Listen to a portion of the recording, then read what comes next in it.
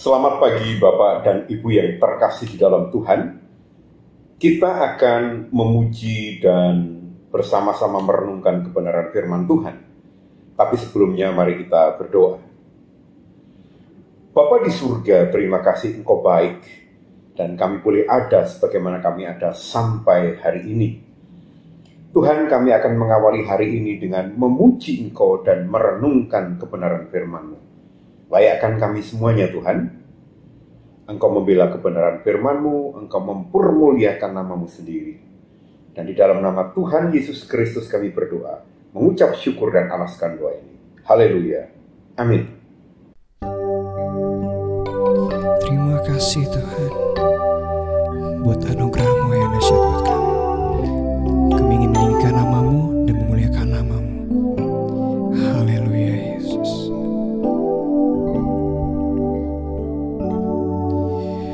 Yang terutama di dalam hidup ini, meninggikan nama Yesus. Yang terutama di dalam hidup ini, memuliakan namanya. Haleluya, haleluya. Saya mau cinta Yesus. Haleluya, oh haleluya. Saya mau cinta Yesus.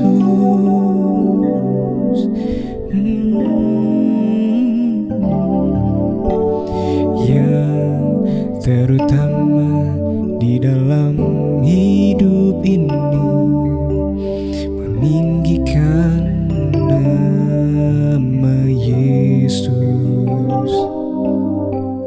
Yang terutama di dalam hidup ini, memuliakan namanya.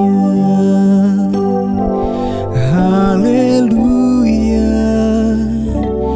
haleluya. Saya mau cinta Yesus. Haleluya, oh haleluya. Saya mau cinta Yesus. Haleluya, oh haleluya. Saya mau cinta Yesus. Haleluya, haleluya. Saya mau cinta Yesus. Saya mau cinta Yesus. Saya mau cinta Yesus. Saudara terkasih dalam Tuhan, tema renungan pada hari ini adalah mulai saja dulu. Kita akan baca sebuah ayat. Di dalam Matius pasal yang ke-13 ayat yang ke-32 dikatakan di sana demikian. Memang biji itu yang paling kecil dari segala jenis benih. Tetapi apabila sudah tumbuh, sesawi itu lebih besar daripada sayuran yang lain, bahkan menjadi pohon, sehingga burung-burung di udara datang bersarang pada cabang-cabangnya. Bapak, Ibu, dan saudara yang terkasih dalam Tuhan, pada saat ini pada zaman ini orang senang segala sesuatu instan. Orang senang segala sesuatu menjadi lebih cepat besar. Orang kepingin segala sesuatu langsung jreng dan menjadi luar biasa. Tetapi saya ingin katakan,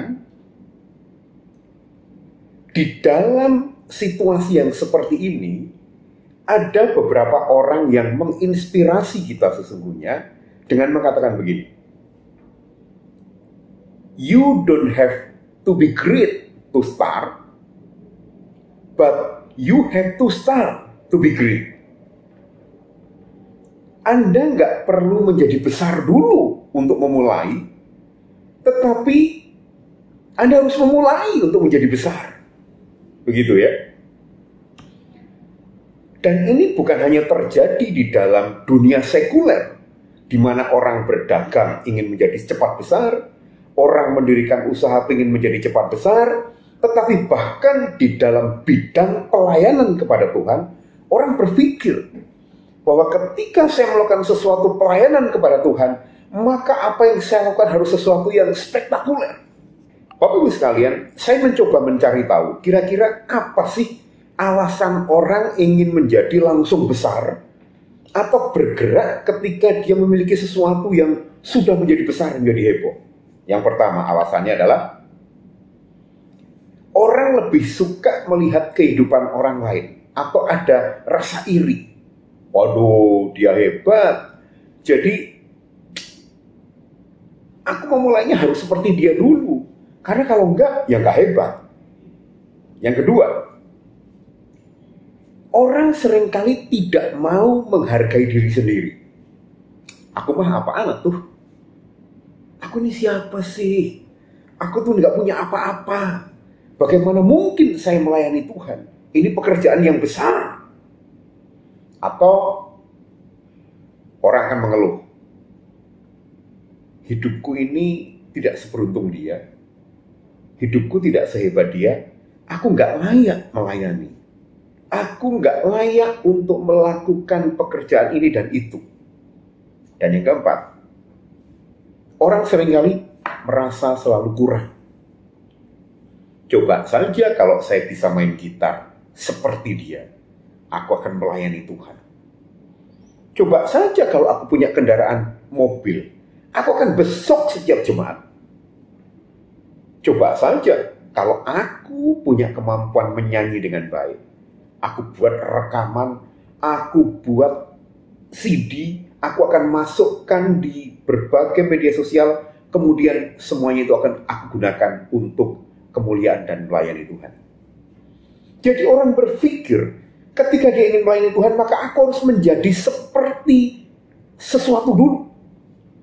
Baru aku akan melakukan sesuatu, atau aku akan melakukan sesuatu itu kalau aku sudah menjadi hebat.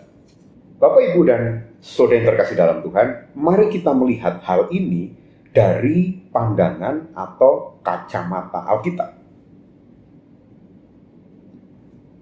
Orang merasa bahwa aku akan melakukan sesuatu, melakukan usaha, aku akan melayani Tuhan kalau aku seperti dia tuh. Padahal Alkitab mengatakan bahwa Tuhan memberikan talenta. Memang benar ada yang diberikan 1 talenta, ada yang diberikan 3 talenta, ada yang diberikan 5 talenta. Tetapi masing-masing orang itu diberi talenta. Artinya apa? Jadi setiap orang punya kesempatan dan bahkan kewajiban yang sama untuk do something. Untuk mengerjakan sesuatu dengan apapun yang dia miliki. Dan bahkan suatu kali nanti itu akan kita pertanggungjawabkan di hadapan Allah. Nah, dalam kehidupan berkantor pun begitu kok. Kalau kita dipercaya dalam tugas, dalam tanggung jawab tertentu, semua harus kita kerjakan sebaik-baiknya.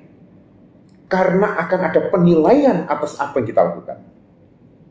Yang kedua, seringkali orang tidak mau menghargai diri. Seringkali dia merasa rendah diri dan tidak punya apa-apa. Aku mah apa tuh? Tetapi saya ingin ingatkan, Di dalam Yesaya pasal yang ke-43, ayat yang keempat dikatakan begini. Oleh karena engkau berharga di mataku dan mulia, dan aku ini mengasihi engkau, maka aku memberikan manusia sebagai gantimu dan bangsa-bangsa sebagai ganti nyawamu. Ini yang mengatakan Tuhan. Karena engkau berharga di mataku dan mulia. Artinya tidak ada alasan buat Bapak, Ibu, Saudara saya rendah diri, minder, takut tidak berharga untuk melakukan sesuatu yang bermakna. Karena Tuhan memberikan modal buat Bapak, Ibu, Saudara dan saya, khususnya di dalam pelayanan kepada Allah. Jadi kalau ada hari ini yang merasa bahwa aku gak punya apa-apa, aku gak punya modal, ingat, Bapak, Ibu, Saudara dan saya punya mata yang harganya tidak bisa diukur dengan uang. Bapak, Ibu, Saudara dan saya punya sepasang ginjal yang harganya, ya walaupun orang seringkali memperdagangkan itu, tapi sesungguhnya harganya itu tidak ternilai dan itu ditanamkan dalam diri kita sebelum kita lahir. Betapa berharganya kita, betapa berharganya Bapak, Ibu, Saudara dan saya. Nggak usah berpikir menjadi hebat dulu, karena kita sudah dibuat hebat oleh Tuhan. Selanjutnya ada orang mengatakan begini, ya, aku kan nggak punya apa-apa, aku nggak punya modal untuk aku melayani Tuhan. Saya ingin ingatkan Bapak Ibu, di dalam Filipi 4 ayat yang ke-19, di sana dikatakan begini, Allahku akan memenuhi segala keperluanmu menurut kekayaan dan kemuliaannya dalam Kristus Yesus. Jadi sesungguhnya apapun Bapak, Ibu, Saudara dan saya, siapapun kita, apapun jabatan kita, bagaimanapun kondisi kita saat ini, mulai saja dulu yuk untuk melakukan sesuatu. Bahkan saya berani mengatakan, kalau Bapak, Ibu, Saudara saya mau usaha, nggak usah mikir terlalu banyak. Lakukan saja. Kita tidak usah menjadi besar untuk memulai sesuatu, tetapi kalau kita ingin menjadi besar, yuk kita mulai melakukan sesuatu. Itu dalam dunia pekerjaan. Di dalam pelayanan pun demikian. Bapak, Ibu, Saudara dan saya, mari kita mulai dalam hal yang kecil saja, dalam hal yang sederhana saja, untuk kita boleh bekerja sama dengan Allah untuk memuliakan dan membesarkan namanya, memperluas kerajaannya. Lalu hal kecil apa saja yang bisa kita kerjakan? Oh, banyak. Saya mencatat ada 5 hal yang bisa kita lakukan. Yang nampaknya kecil, yang nampaknya sederhana, tetapi kalau itu kita kerjakan dengan sukacita, dengan kesungguhan, di dalam Bapak, Ibu, Saudara dan saya berusaha, bekerja, itu akan jadi luar biasa. Apalagi di dalam kita memberikan pelayanan kita kepada Allah. Yang pertama, Bapak, Ibu, Saudara dan saya bisa berdoa. Buat saudara-saudara, aku udah berdoa kok. Nah, itu luar biasa. Nampaknya kecil, tetapi itu bukan perkara sederhana. Berdoa artinya kita mengetuk pintu hatinya Tuhan. Orang lain tidak melihat, kecil. Mari kita menyebut minimal 3 orang. Dulu saya pernah menjadi koordinator pemuda. Dan saya tahu di gereja itu ada 20 orang pemuda. Hanya 4 yang datang. Lalu saya mengambil keputusan, saya harus menyebut nama ke-20 pemuda itu. Dan satu kali benar-benar saya melihat dan merasakan bertemu dan beribadah dengan ke-20 orang pemuda itu. Bersama-sama beribadah. Kecil nampaknya. Tetapi doa itu besar kuasanya. Dan itu bisa kita lakukan bersama-sama. Kedua, hal kecil apa yang bisa kita mulai saja lalu menghasilkan dampak yang luar biasa? Bapak Ibu, sudahkah hari ini menelpon keluarga kita? Hanya sekedar, apa kabar hari ini? Ada kabar baik apa? Saya biasa menanyakan itu. Ada kabar baik apa? Bisa kepada keluarga kita, bisa kepada tetangga, bisa ke teman-teman sekantor. Jangan main cuek-cuekan dengan mereka. Itu sederhana. Tetapi hal yang kecil ini, bila kita lakukan dengan ketulusan dan doa, akan sangat bermakna. Yang ketiga, sekarang ini zamannya sedang tidak baik-baik saja. Tahun pemilu, ekonomi sudah mulai bergerak naik, tetapi belum semua orang merasakan. Bagaimana kalau kita memulai dengan menyampaikan berita, menyampaikan tulisan, menyampaikan cerita yang positif. Cerita yang positif tentang kantor bisa saudara bagikan dengan berbagai bentuknya. Cerita kepada orang lain bisa kita lakukan dengan kita bersaksi bagaimana kebesaran Allah dalam hidup kita. Bersaksi tidak harus dalam perkara yang wow, Tuhan menurunkan badai lalu menghentikannya ketika sedang berjalan. Nggak perlu. Tetapi kita mengatakan bahwa kalau hari ini aku bisa buang air besar, buang air kecil dengan lancar, itu kemurahan Tuhan. Apakah kita sudah berterima kasih? Apakah kita sudah bersyukur? Yang keempat, bersyukur gereja kita punya wadah-wadah dari anak-anak sampai dengan usia lanjut. Yuk aktif, yuk kita terlibat di dalamnya, kita melatih diri. Bahkan saya bersyukur sekarang ada rayon. Bapak Ibu, mari aktif masuk di dalamnya. Kita bersama-sama dengan mereka bersosialisasi, berbagi cerita positif, berbagi pengalaman indah bersama dengan Tuhan, berbagi hal-hal yang menyenangkan. Atau saya saat ini belum bisa cerita, latihan bareng-bareng. Itu semua bisa kita pelajari dan akan menjadi luar biasa. Hal yang kelima, hal yang sederhana. Bapak, Ibu, Saudara, dan saya kalau datang ibadah ke gereja, cobalah sapa, salami itu jemaat. Karena apa? Sapaan kita, senyuman kita itu nular. Bayangkan, kalau di dalam gereja, setiap orang berlaku cuek, maka ketika orang bergereja, dia merasa bahwa saya tidak mendapatkan suasana seperti yang saya rindukan. Suasana apa itu? Suasana kerajaan Allah yang penuh dengan sukacita. Bahkan mungkin ada di antara saudara-saudara yang memberikan cap kepada saya, cerewet banget nih. Tapi saya hanya ingin, ketika saya datang lebih pagi, saya salamin jemaat. Saya sapa, apa kabar? Bukan untuk mencari popularitas, bukan. Saya hanya ingin melakukan sesuatu yang, yuk kita saling memperhatikan. Dan kalau itu kita kerjakan, hal-hal sederhana itu akan menjadi indah. Kapan kita melakukannya? Sekarang. Lakukan saja dulu deh. Gak usah menunggu besok-besok. SMS atau WA jemaat. Saya kemarin gak ketemu. Apa kabar? Om, Tante, Bapak, Ibu. Bagaimana kabarnya? Saya kemarin gak sempat ketemu. Rasanya tanpa dirimu ada yang kurang. Karena memang kalau gak tanpa beliau kurang. Itu tulus kita lakukan akan membawa dampak yang luar biasa. Mau melakukan hal yang sederhana tetapi berdampak, lakukan saja. Lakukan dulu saja. Dan itu akan berarti luar biasa. Kita berdoa. Bapa di surga, terima kasih Engkau baik.